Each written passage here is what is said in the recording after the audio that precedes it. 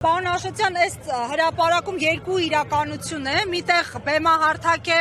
կիրակի օրը նախատեսված այսպես կոչված քաղաքացու օրվա առթիվ, մյուս տեղում ջահերով երթի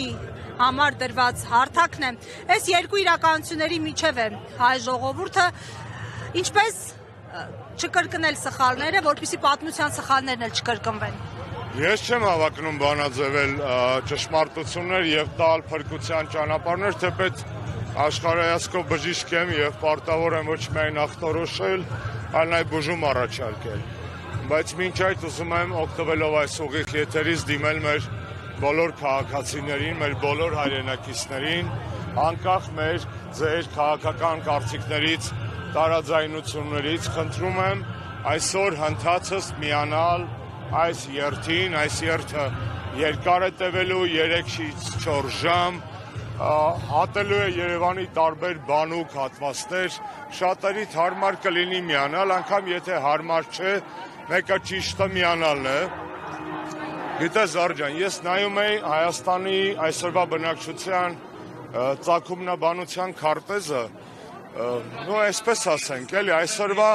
3 միլիոնանոց Հայաստանում առնվազն մի 300-400 հազարը ծագումով արցախցի են։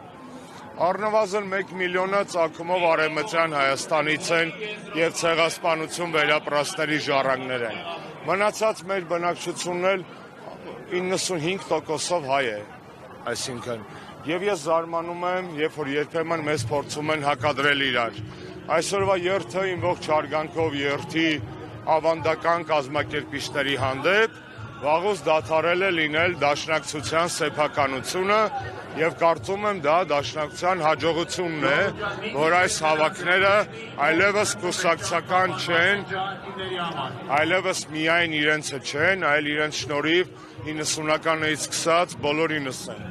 Հատկապես այսօրվա իշխանության պարագայում մասնակցել ջահերի երթին նշանակում է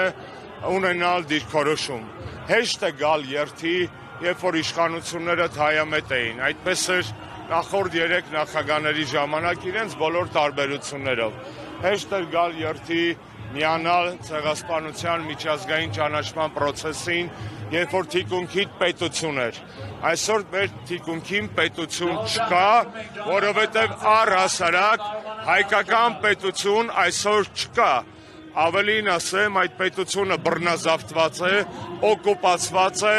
այլոց կողմից դրված խամաչիկների ձեռքերում եւ շատ դժվար է, բայց ավելի պատվաբեր է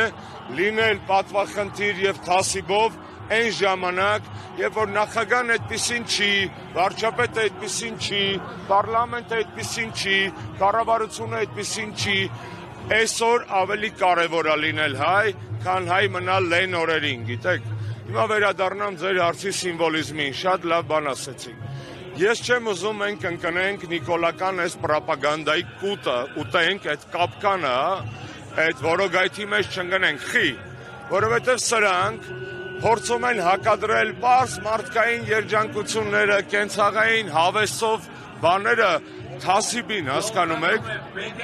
բոլորս էլ սիրում ենք եւ խմել, եւ պարել, եւ ուրախանալ, եւ լավ ժամանակ ունենալ, եւ համերգի գնալ, բայց հակադրել համերգը պատվին, սրիկայությունա, այս էլ է լավ բեմ, պարզապես սխալ ժամանակա, սխալ մարդկանց օրոքա եւ չար նպատակներով է, թե չէ ինքնին վատ չի, որ մեր երկրում համերգա լինելու, աստղեր են գալու, վատ է, որ դա ցեղասպանության հերթական տարելիցի հետ է շահ կապված, վատ է, որ դա Նիկոլեն կանում են նախընտրական տրամաբանության մեջ, վատ է, որ հակադրում են ձեր եկեք դուրս գանք այս հակադրությունից, այս բեմը կյանք է, այս բեմը կենցաղ, դրանք չեն հակադրվում,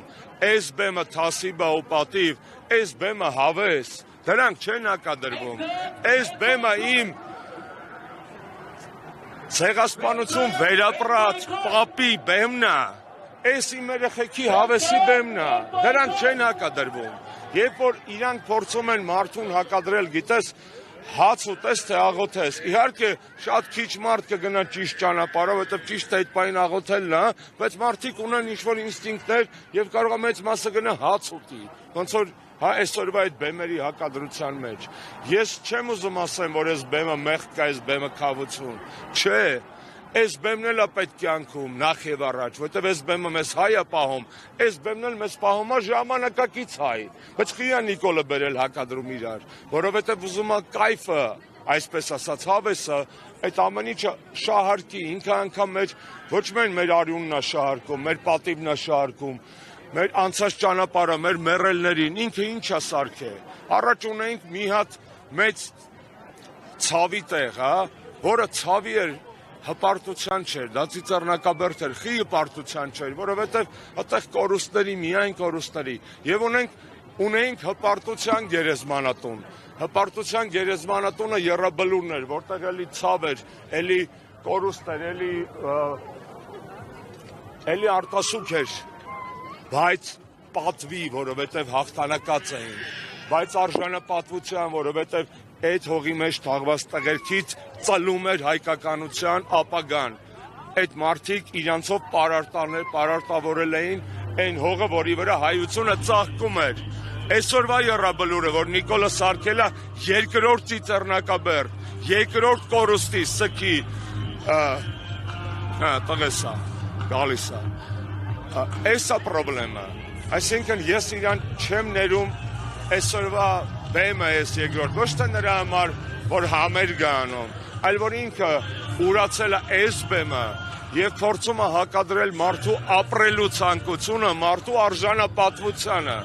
Եվ սա ամենամեծ մեղքն է, որ նա գործում է։ Թե ընթացքում ինչա բարբաջում, այսօր ինձ էլ է հիշել, ՀԿ-ին է հիշել, ես իմ խոսել է, այդ սա հեչ, բայց ինքը խփում է մեր արժեհամակարգին։ Դրա համար ես ուզում եմ նորից առիթից օգտվելով ասել, որ նախ եւ առաջ ազատություն բոլոր այն մարդկանց, ովքեր հիմա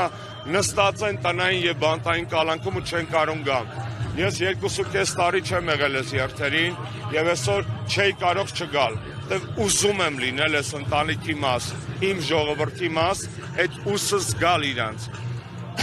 Ես ազատություն մաղթելով ոգեկոչենք բոլոր հայկական բոլոր ցեղասպանությունների զոհերի հիշատակին, այդ թվում Արցախից բռնի տեղահանված, էթնիկ զտման ենթարկված, զոհված արցախցիների հիշատակը։ Եվ խնդրում եմ բոլորիդ, եկեք ստեղ, 25-ին կարա գաք էլի ստեղ ցկցկակ, բայց իմացեք, որ նա Նիկոլը օգտագործելու է ձեր այդ ցանկությունը պրոստը հավեսով ժամանակ անցկացնելու։ Վաստակեք այսօր ուրախանալու իրավունքը լինելով այստեղ այս բեմին եւ մեջքով այն բեմին։ Այսօրվա արևելքը, որտեղից հայկականությունը կենթանության նշանա տալի, այս բեմն է։ Թե հետո ինչ կանեք։ Աստված դες դատավոր։ Մենք կա դրսից ուղիղ հրահանգ, երբ Փաշինյանը փորձում է մոռացության տալ ցեղասպանությունը եւ ինքը նշել էր նաեւ, որ պետք է ցեղասպանության զոհերի թիվը ճշգրտել, որպեսզի ավելի հստակ։ Ժորժ ջան, ես այն մարդկանցից եմ, որոնք այս թեմայի վրա 18 թվականից հանրության ուշադրությունը հրավիրում է եւ ահազանգում է։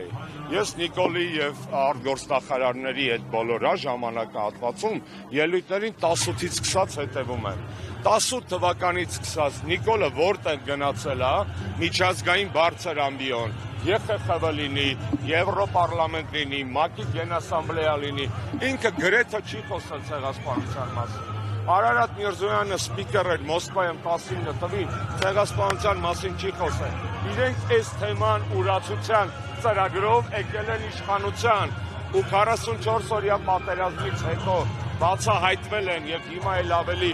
լկտիաբար են դա անում, որովհետև մարսել են, որովհետև դա ծրագիր է, որովհետև դա ոչ թե դիվանագիտական սխալ է,